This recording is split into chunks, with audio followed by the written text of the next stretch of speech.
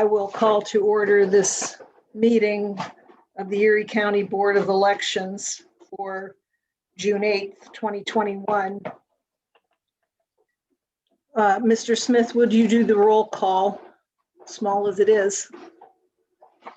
Mrs. Showerman, Here. Mrs. Valella, Mrs. Rennie.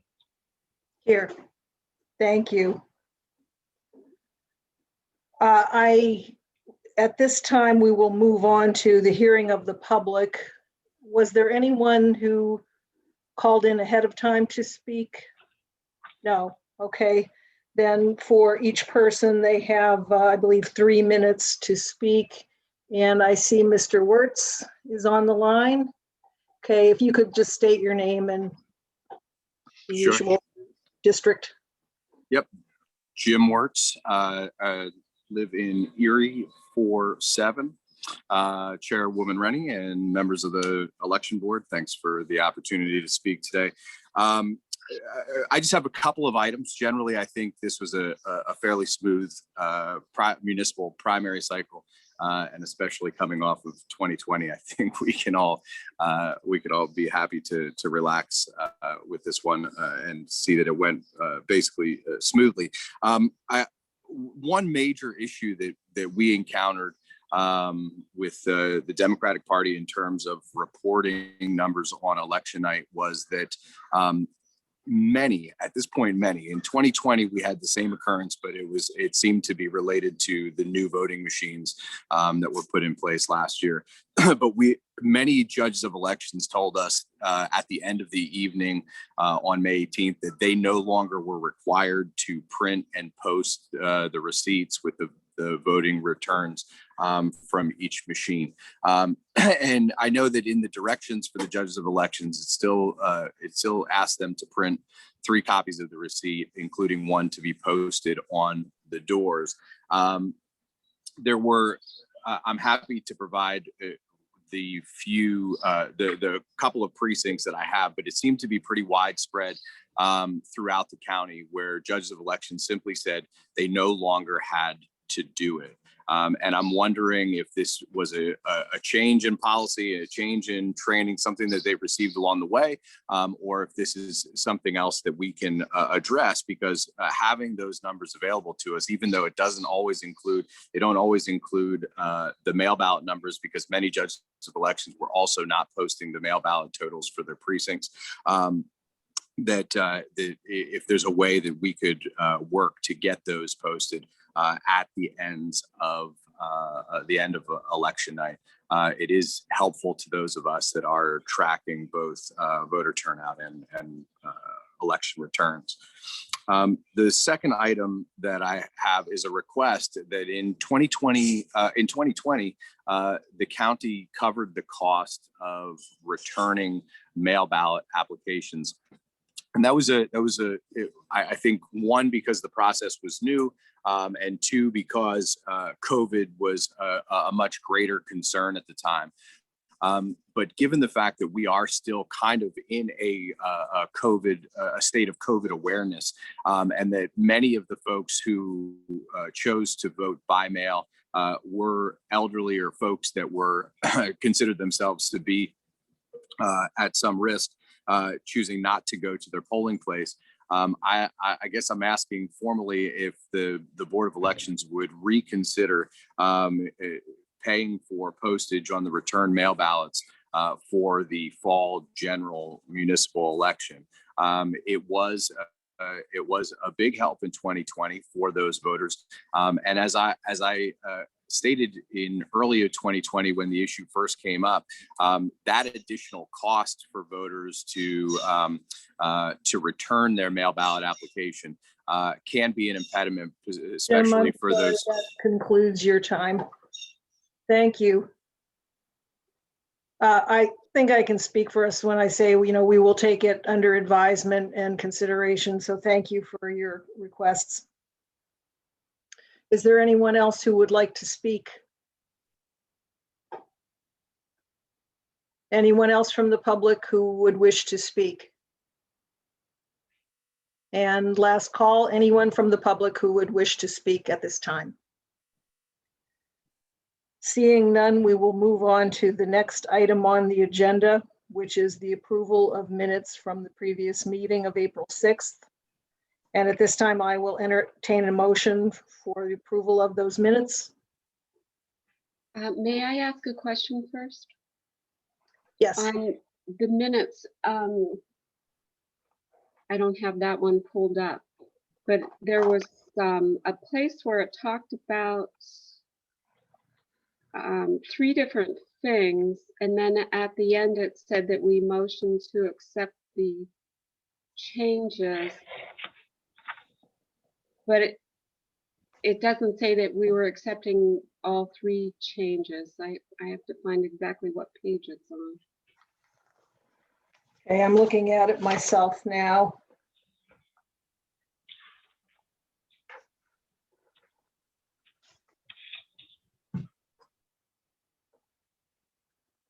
Was that the changes to voting precincts? I'm sorry. It may have been.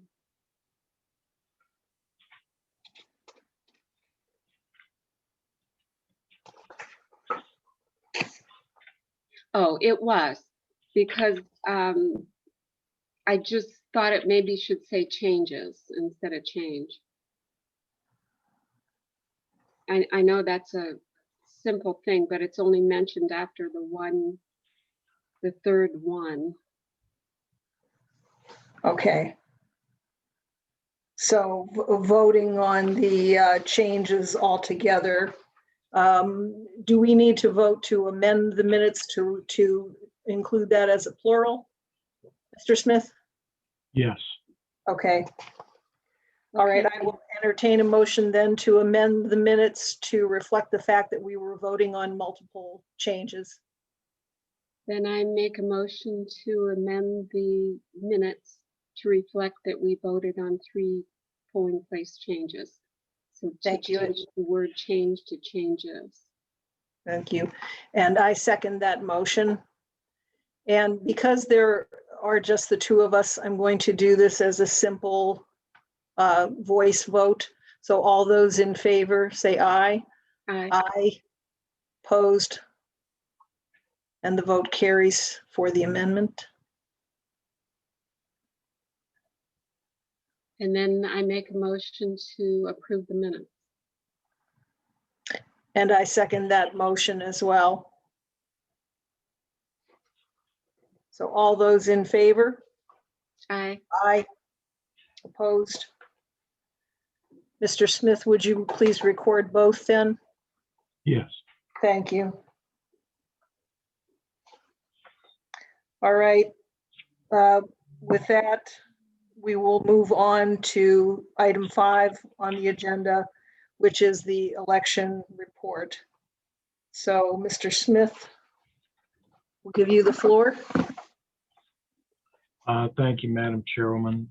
Everyone has that. I take it, all members. Mr. Tallarico. Yes, Doug? You have the report, don't you, sir? I mean, I looked at it. Okay. I All have right, it in just front of wanted me. to make sure. Thank you. So this election was a new kind of challenge for the election department. It was our first municipal primary using the Dominion system. It created some new and different challenges for us because we had so many different ballot styles, for instance, but I'll get into more on that. But it did affect our costs, our time for adjudication, and just our overall complexity of the election. Major issues on election day were we ran low in ballot, in paper ballots in a number of areas: Washington, Springfield, Greene 1 and 2, and Waterford. We did deliver ballots to those areas eventually. However, it simply took too long for us to get them there. It did lead to some waiting in some of those areas, some unhappy voters. We had thought when we devised the number before the election that our formula was sound. We used the formula that was in the latest Act 77, which was an average of 3 elections plus, and then we added 15%. But we just didn't hit the right number. There were a couple of very hot supervisor races in those districts, and they ended up bringing out more voters than we certainly anticipated.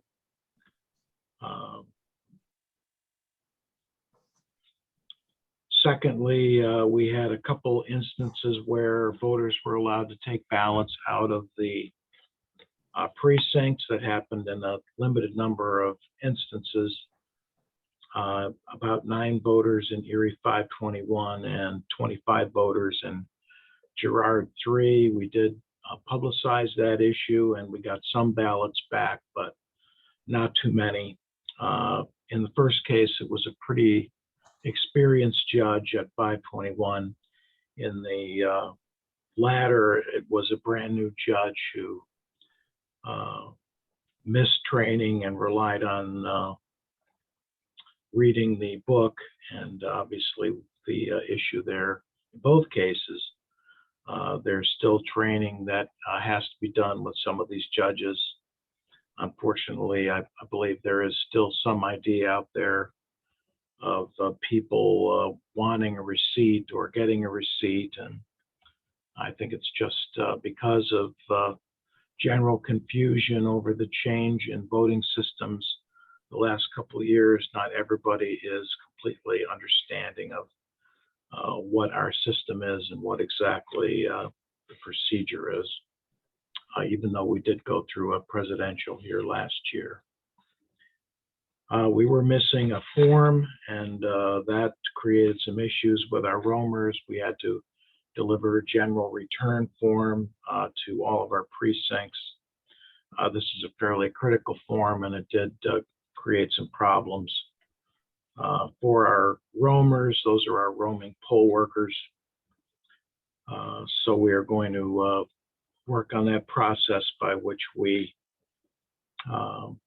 pack those bags and make sure that all the rather critical things are in them, though that was probably the only thing that was missing. It just turned out to be a very significant piece. We did have one poll that opened late on election day. On the positive side, the pre-canvassing process went very smoothly. We finished by early afternoon, the day after election day. That was around 14,500 ballots that were opened and smoothed. Gores Printing, who is our election vendor, our printing vendor rather, handled the printing and stuffing with few problems. We only had one issue that turned out to be significant. About 10 voters in Corey received the wrong ballot. The code for that particular ballot was very similar to one in another area. We were warned about it and did address it with those voters. Of course, they were also told they could go and vote in person on election day. I mentioned the various versions of the ballot. 894 different ballots is what Gores had to print. And as I talk about expenses later on, that was one of the reasons why the printing costs were higher than I anticipated. We added a second marking device in several districts to help with waiting time, and those went pretty well, and we'll probably look to do that again in the fall. The ballot marking devices, of course, give us an option if we have any sort of ballot issues, regular paper ballot issues. On the warehouse side, pickup and delivery of scanners and ballot marking devices went very well. We didn't have any major problems. Tanya Fernandez, Jim Cherpak, and Abby Williams overhauled and simplified the Judge of Elections guide, and we did receive a lot of positive feedback on that document. It was significantly, I think, simpler than previous iterations, and I think it showed in the lack of problems overall during the day. Jim Chirpak also did well with our training of poll workers and roaming poll workers. We didn't have large numbers of problems with setting up voting machines or closing them down at the end of the day. Tanya and her team in VR conducted a mailing in January of 47,000 notices. That's a brand new requirement from Act 77. They also conducted a cleansing of voter rolls, which reduced registration numbers by 25,000. They processed applications of 16,000 mail-in and absentee voters, and them, along with Jim and Abby especially, conducted in-person training for 350 poll workers. After the election, we once again had to conduct a risk limiting audit. That's a project by the Department of State, even though it's not required, strictly speaking, by the election statutes that calls for a 2% hand count. The state, to its credit, sort of married those two ideas. So we weren't conducting two separate audits. We did a hand count of 1,313 ballots in districts that they asked for: Mill Creek 20, Washington Township, and we added Erie 1-1, where there were some issues with the general return form that we wanted to make sure we had the correct numbers from that polling team. We did recount the entire ballot of the 1313, rather than just the judicial race, which is what the state had initially asked for in their RLA. Planning forward, I'd like the board to consider at some later meeting setting the policy whereby we print 80 to 85% of registration for every single election. I believe that will stop any such issues we had this time with running short on ballots. Unfortunately, it's not exactly a science. We just don't always know what's going to happen. So setting a strict, albeit high, number will prevent that particular problem. It is going to lead to, no doubt, a lot of unused ballots and some additional costs, but having those sorts of problems on election day is not something that we can afford to have. We'll continue to make poll worker training a priority, as we always do. This last time we suffered about 20, maybe even 25 dropouts in the last 2 weeks before the election. These were people that went to training and decided, either because of difficulty or what they perceived as was going to be a difficult day for them, they decided not to serve. So there was quite a effort to fill in those vacancies right up until election day.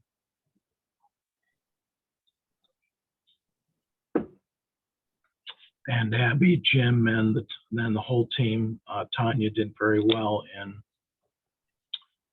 filling the training gap for some of those last minute people. I would say that since last year, we've at least had a 50% turnover in poll workers. So it's been a significant change and a significant challenge for us. As I mentioned, costs for elections continue to rise. In this report today, I did also include an addendum with just a look at 2018 through the present and how the costs of not only personnel but other aspects of elections are rising for Erie County, I'm sure for all counties, as a matter of fact.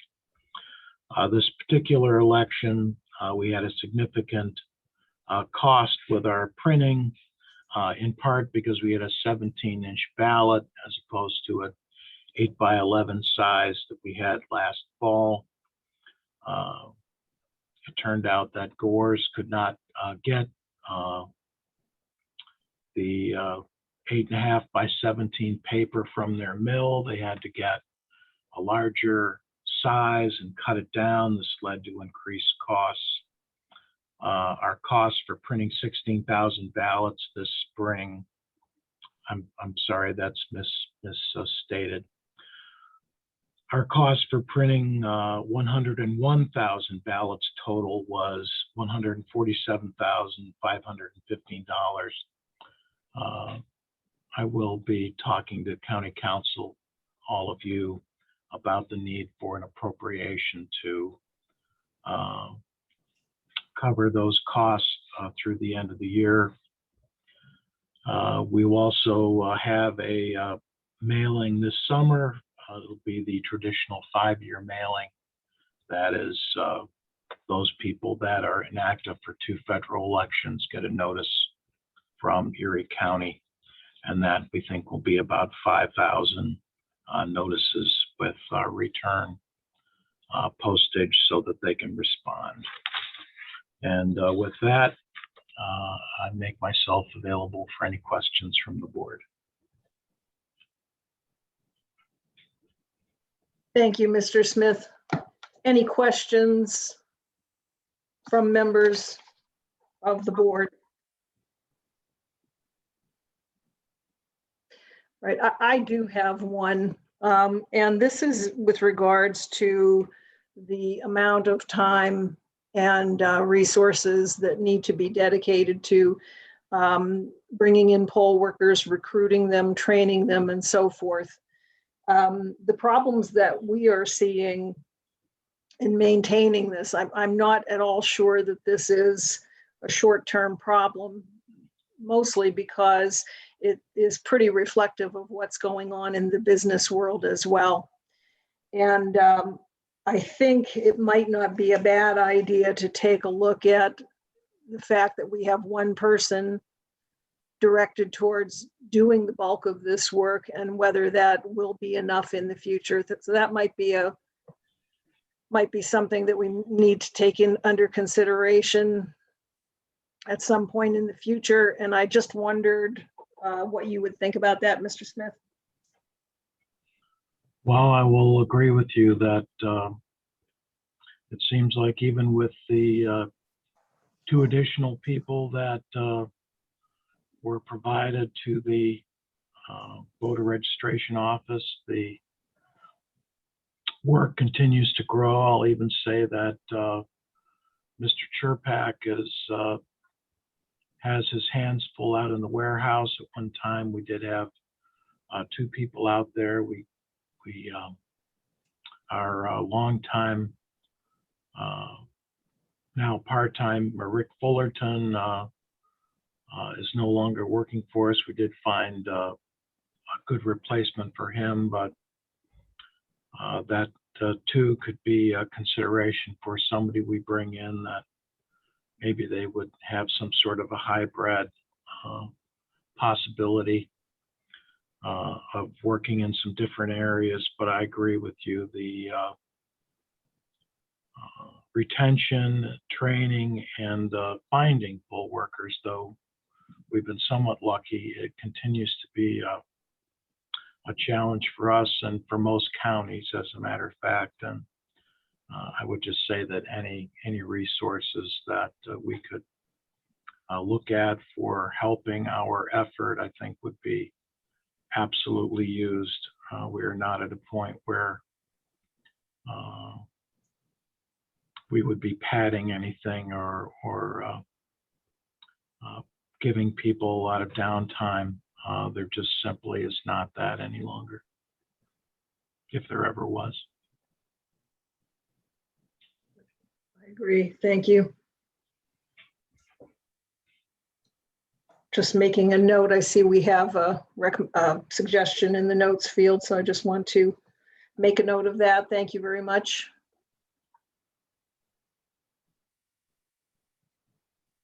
And I don't have the answer to that question. I don't know if you can see it, Doug. It had to do with using the latest funding stream from the federal government.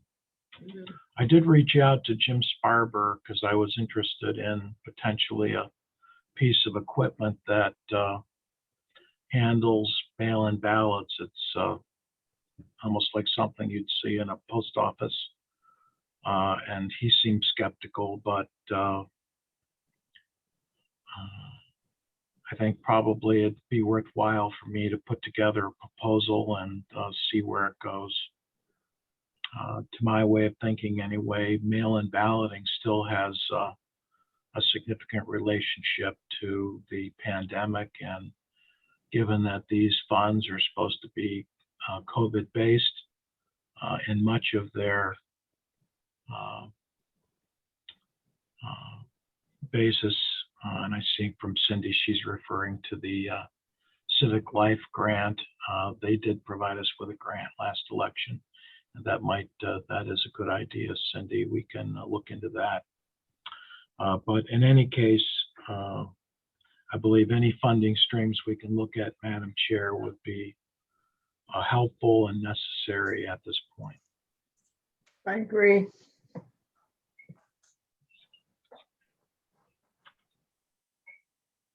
All right, thank you. Any other comments or questions?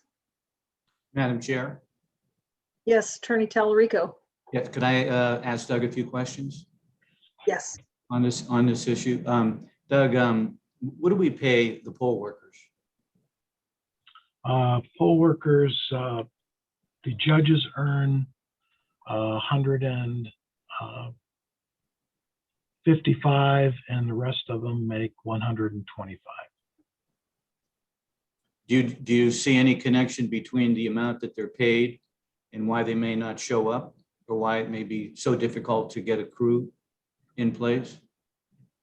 Well, I mean, that's a possibility.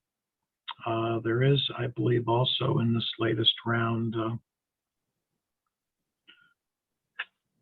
some allowance for premium pay, something like that. But as far as a long-term, excuse me,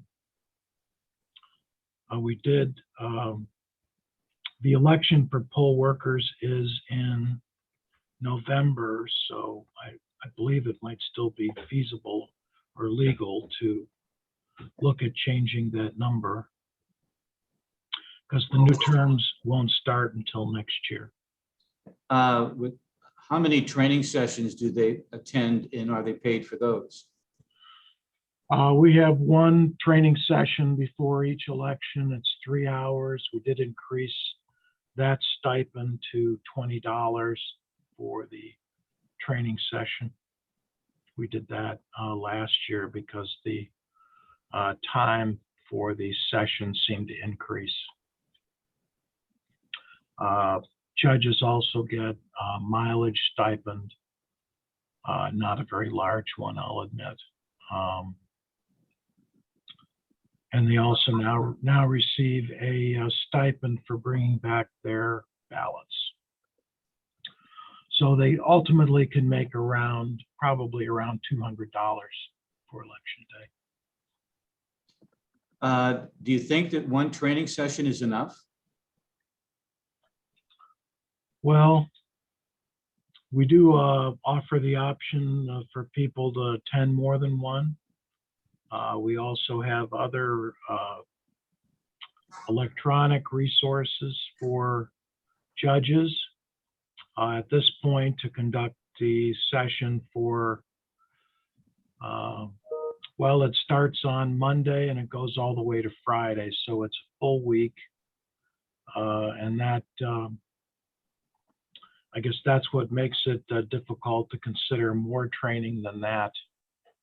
Unless we move it back, have something, some months removed from the election, like for instance, something in the summer in advance of November. But in terms of having it within some proximity to the election, a couple weeks, I don't think we could increase it significantly right now.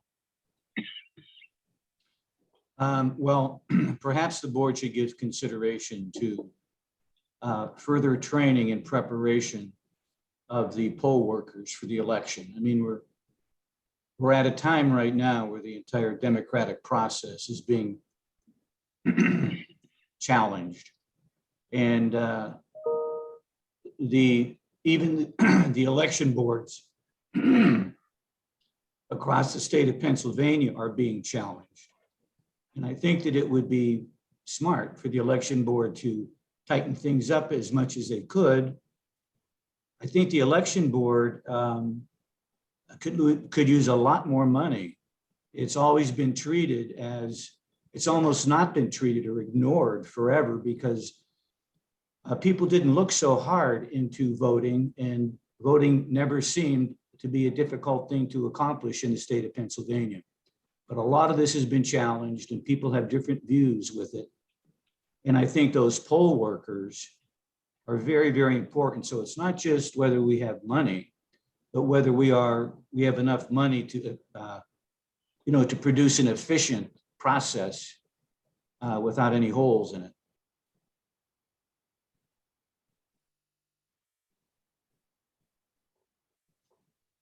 Okay. I yield. Thank you, Madam Chair. Thank you, Mr. Tallarico. And with that, I would like to move to Councilwoman Showerman, who has her hand raised.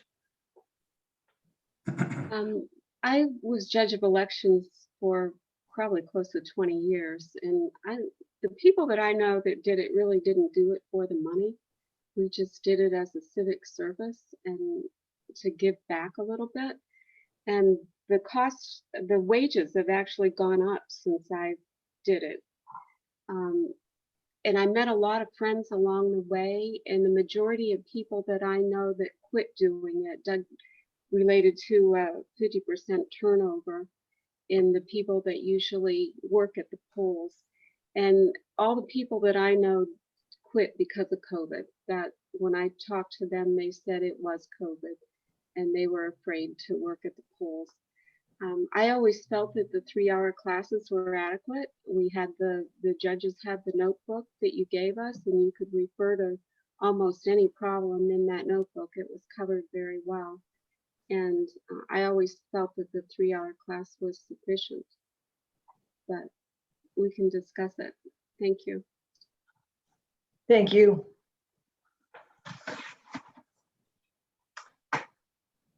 All right. Doug, do we need to vote to accept the election report? I don't believe we've done that in the past. I just want to double check. No, I don't believe there's any formality there. All right, It's then required. I would like to thank you for that comprehensive report. It's, as usual, given in a very understated way that I think minimizes in some way the strains and the stresses and the real effort I know that went into the election process. So I thank you, and I thank your staff. And I will be saying a little bit more on that as well. I would like to move on to number 7 on the agenda, which is possible board action. We have 2 proposed resolutions.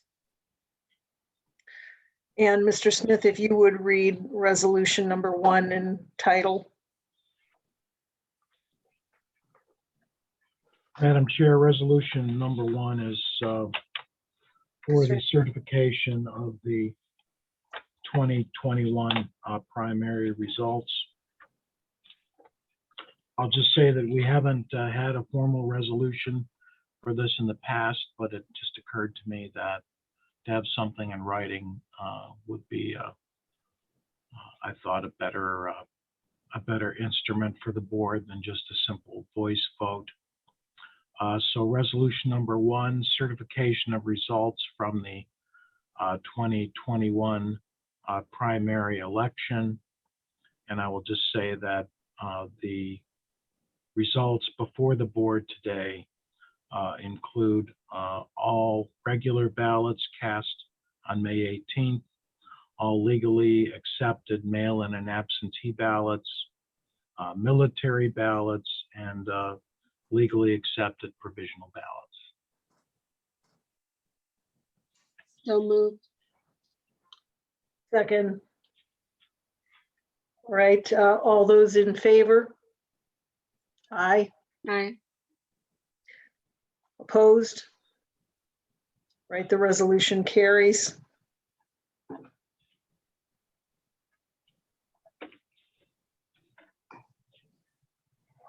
And we move on to resolution number 2.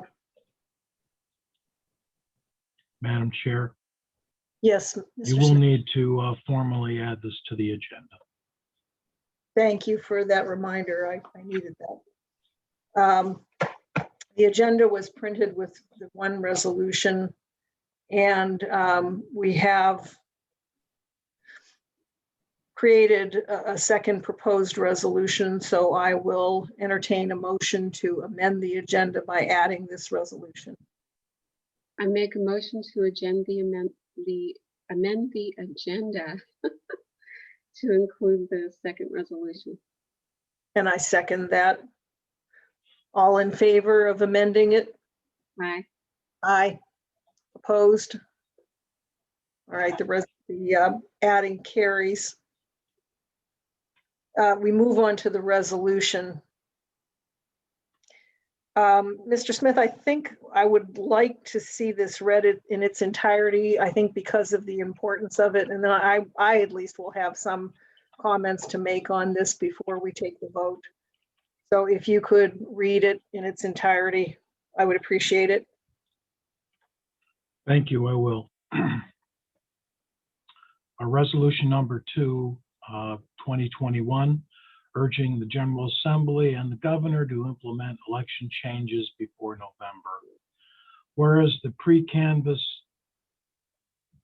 ballots in advance of election, whereas beginning the pre-canvass ballots in advance of an election would allow verification of the barcode number and the voter's information on the outer envelope with information in the sure registry of voters, opening envelopes, flattening and scanning ballots, and whereas the lack of an extended pre-canvass period delays the publication of results in both municipal and federal elections, and whereas pre-canvassing on election day makes it more difficult for counties to react timely to traditional problems at polling places, hurts our overall efforts due to overextension of staff and resources, and whereas adjusting the deadline for mail-in voting application to 15 days before the election, in line with the registration deadline, will create more accurate poll books, allow timely mailing of ballots to voters, eliminate the dramatic increase in provisional voting, and reduce lines on election day.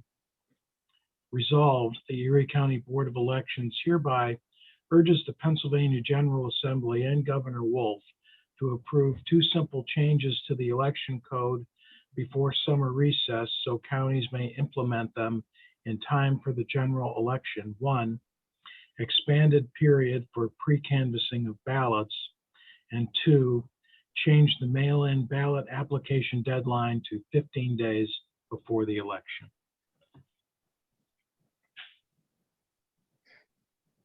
Thank you. May I have a motion to approve this resolution? So moved. Second. It has been properly moved and seconded, and I would like to ask at this time if there are any questions or comments. I do think we have to have something in line that helps out a little bit better on election day. It's, as you know, you were there, it's really slammed. And in order to get the books lined up where they should be too, people need that time. So I think this is a great idea. Thank you.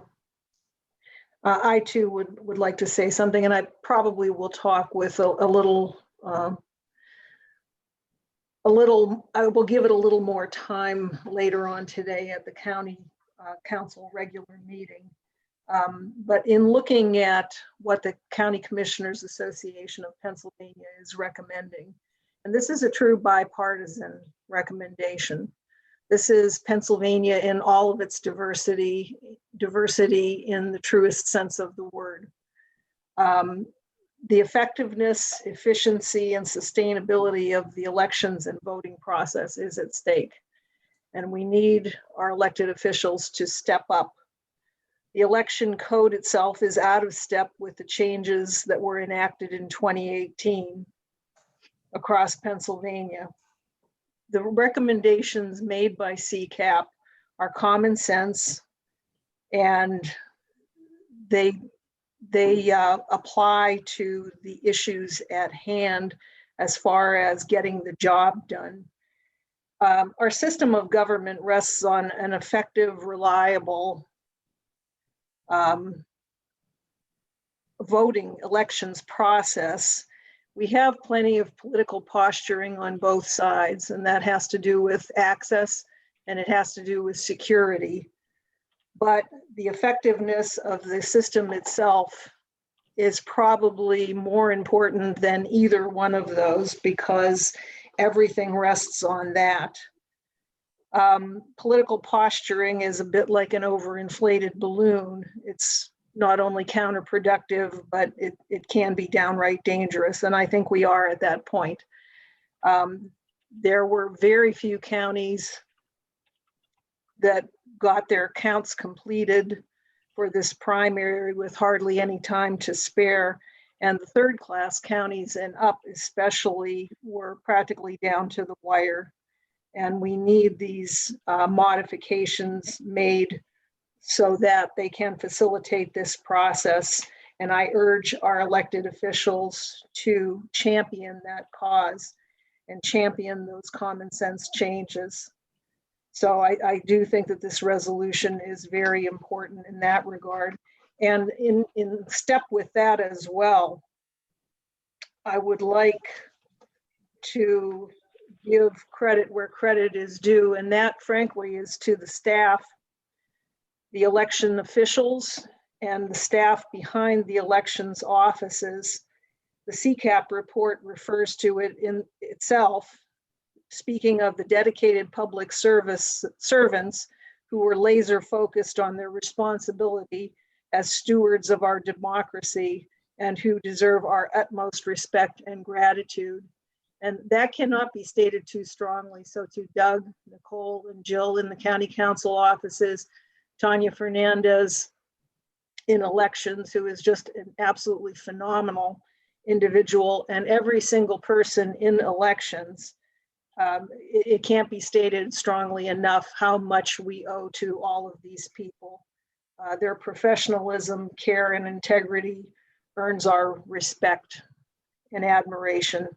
And if you think about it, we have fast food restaurants right now that can hardly keep their doors open, but our staff and our people manage to recruit, train, and manage a small army of several hundred people every election day. And that is no small feat, no small task. And we need to recognize this. We do it, and we do it on a shoestring for resources and money and everything else. So they do an incredible job. So I would like to thank you, Mr. Smith, and thank everyone that you represent as well. Madam Chair. Yes, Mr. Tallarico. Thank you. I was thinking of whether I should comment or not, but I think I'd be remiss if I did not provide the board with a legal look at this proposed resolution, or at this the resolution that's just been passed. I certainly echo your sentiments with respect to the Erie County Board of Elections and the Board of Elections all over the state. But I'm concerned that we don't want to pat ourselves on the back at the expense of suppressing any vote or eliminating what is the holiest part of the democratic process, namely the right to vote. And while the thought and energy behind this resolution is to produce a more efficient process, which the public and voters apparently, or we assume, will affect them in a way that they will have more confidence in the system. It truly does undercut today's society, the significant movement away from interacting in person toward voting from home, voting online, communicating online, and specifically mailing a vote in. So that it really, in 2019, it was a bipartisan legislature that voted for mail-in voting. In retrospect, we felt the effects of the mail-in voting on our systems. It's complicated our voting system and made things difficult. But on the other hand, it gave people the right to vote. People that would not otherwise vote came out to vote. And that was because of the ability to mail in. Now we're suggesting that if you want to mail in, you gotta vote 15 days before everybody else does. That certainly undercuts our democracy as far as eliminating or impairing the ability of many voters to vote by mail. But I do understand where the board is coming from. And thank you for giving me a voice, Madam Chair. Thank you. I appreciate the comments. The intent is not to limit the access. It's to give access within reason. And I believe, I'll have to check on that, but the original application for mail-in ballots was it not 15 days, Mr. Smith? I see you have your hand up. I'm going to let you interrupt me. Thank you, Madam Chair. So that it's currently 1 week before the election. I think in any such proposal, making it 2 weeks in line with the registration deadline, they would extend the emergency period to Mr. Tellerico's concern, so that if voters found out in those 7 days that they couldn't come to the polls, as of now, people can cast emergency ballots between the Tuesday deadline for application and Friday before the election. So similarly, if the application period was moved back to 15 days, they could simply enact a more lengthy emergency period, thereby allowing voters to vote in an emergency fashion before Election Day if something were occurring in their life. But I certainly understand Mr. Tellerico's concerns there. As do I. Any other comments or questions? Right, very well. I will entertain a motion then to approve resolution number 2. So moved. And I second that. All those in favor, say aye. Aye. Opposed? And the resolution carries.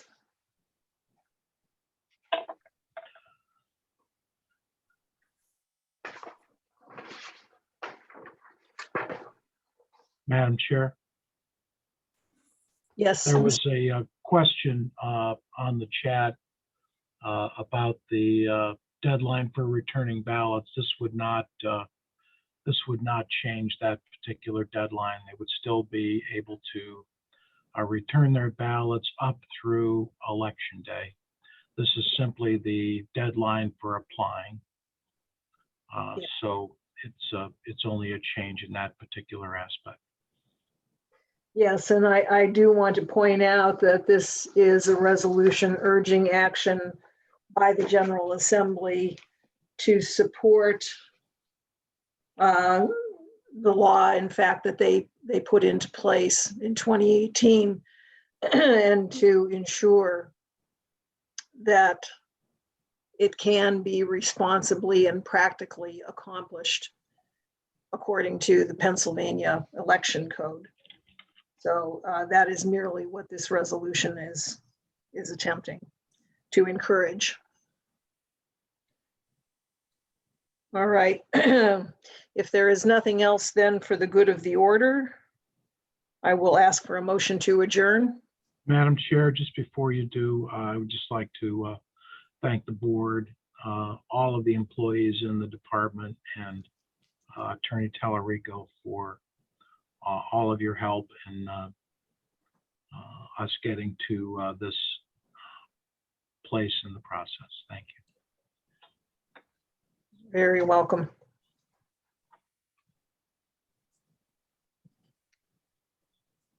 Motion to adjourn. So moved. Second. This meeting is adjourned. Thank you, everyone. Bye-bye, everybody.